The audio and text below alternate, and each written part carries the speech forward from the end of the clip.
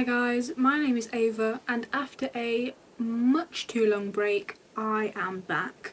To put a long story short, I am in my final year of school at the moment, so I've been revising for exams, doing coursework and applying to university, and that's pretty much what I've been spending my time on. I've been doing history coursework, revising for history and applying for a university degree in history, and basically I just wanted to live in the present for a bit. But I am back for the time being and I've got a good few video ideas that I think will be great. Now many of you would have just clicked on this video after seeing the title, wondering if you've been lied to your whole life. I personally have had to break too many hearts by saying that the Trojan War didn't actually happen, but I've been really curious as to why we all thought this.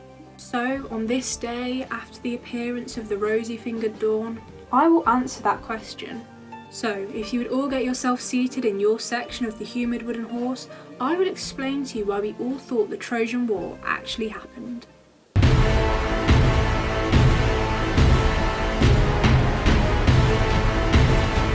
For those of you who have forgotten how the Trojan War started, or for those of you who literally just found out it never existed, let me take you through a course of events. Aphrodite, Athena and Hera are all arguing about which one of the goddesses is the fairest. Whilst they are arguing, Paris, the prince of Troy, comes across them. The goddesses then ask Paris who he thinks is the fairest, each of them offering bribes to get him to say them. Athena promises victory in battle, Hera promises he will be king of all men, and Aphrodite offers him the hand in marriage of the most beautiful woman in the world. Oh, you know, you can literally be the most powerful man in the world, be the strongest man in the world, or you can have the pretty lady. Paris picks Aphrodite as the fairest of them, so he therefore gets the most beautiful woman in the world. Now luckily for my boyfriend, I wasn't around at this time, so he instead gets Helen of Sparta. Now the main problem with Helen is that she's already married to Menelaus, the king of Sparta. Paris goes to Sparta to essentially kidnap Helen, and she is shot by an arrow from Eros, meaning she instantly falls in love when she sees him. After Menelaus realises that Helen has disappeared, he sends his brother Agamemnon and many other heroes to go after her. He also sends a fleet of 1,000 ships to get her back, which is why playwright Christopher Marlowe describes her as the face that launched 1,000 ships. Then what ensued was a 10-year war, all because Paris wanted the prettiest girl in the world. And he didn't even get her. So as you'll already be able to tell, the likelihood that the Trojan War actually happened is quite small unless you believe in the Hellenistic religion and all the Greek gods. But we're now going to look into all of the miscommunication throughout history and how we've been so cruelly tricked. Now one reason that the Trojan War is believable is because Troy and Sparta did actually exist. Sparta was a city-state in the Greek region of Laconia, and Troy was in a place that is now Hisarlik in Turkey. After the Greeks infiltrated Troy through their wooden horse, they burned it to the ground, a genius idea given their mode of transport. Now there is archaeological evidence that supports Troy being burned down, but there is not really any evidence that supports that it was the Greeks that did this. Sparta was also destroyed, but in a completely unrelated event centuries later. This was a place that prided itself on being the most fearsome warriors, yet they were defeated in their own homes. Another reason we might believe it happened is because many ancient academics did say it happened. Herodotus, the supposed father of history, dated the Trojan War and believed it did happen. Don't you just love that when the people whose job it is to record history just don't do it? I'm going to do a history degree next year, and I've decided that if I do ever become a proper historian, I'm just going to write stuff down that never actually happened too. Put some suggestions in the comments below of what events I could pretend happened. My next point is about the Trojan Horse.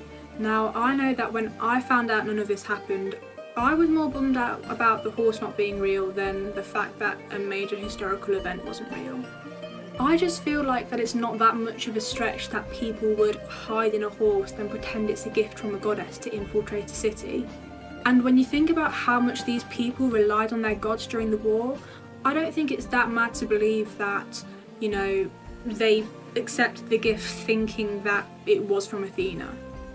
However, there is no archaeological evidence to support the idea that there was a Trojan horse. You know, like, they never found the big swinging trapdoor that opened the anus so you could climb inside. However, we do have a possible source of inspiration for that story. According to an Oxford Classics professor, ancient siege engines would be draped in damp horse hides to prevent them from catching fire. So that could have been some inspiration for, you know, the wooden horse. I just can't believe that, you know, they were like draping horse hides over these weapons, but they never thought for a second, what if I were the horse? To end this little section, I wanted to make up a Trojan horse joke, but instead I just googled some and then was going to take credit for it. But I'll read it out. Trojan isn't a good name for a condom brand. Didn't the real Trojan horse burst and a load of little guys came pouring out of it? So, there you go. There is evidence that there was warfare in Troy. There were little arrowheads found in Hisarlik, as well as inscriptions describing disputes happening in Troy. However, the arrowheads were dated to be centuries later than when the war supposedly took place, and the disputes described weren't between the Greeks and the Trojans. But I guess if you do want to think like this, there technically may have been a Trojan War, just not the one we're thinking of. As I said earlier, the origins of the Trojan War were mythological, meaning that these couldn't have happened because the people weren't real. Homer's Iliad, which is basically just a big old poem about the events of the war, could be seen as a sort of propaganda. For example, these godlike heroes were made to seem like just any other Greek soldier. Achilles, for example, was immortal, you know, apart from his heel, but he was just like among the crowd, being part of the fun. So Homer making these Greek soldiers be actually mega powerful people born from gods enhances Greek pride. If you're not quite understanding what my point is, I've actually translated it into an easy to grasp meme here. Therefore, we can't just outright say that a war didn't happen because there were some supernatural elements in it, when it could have just been propaganda, or even just elements added when the story was being passed down orally through generations.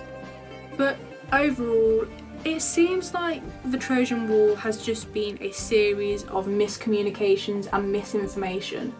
And whilst it is a nice idea, I think it is important that we are able to distinguish between mythology and actual history, even if it's, you know, more fun to think like that.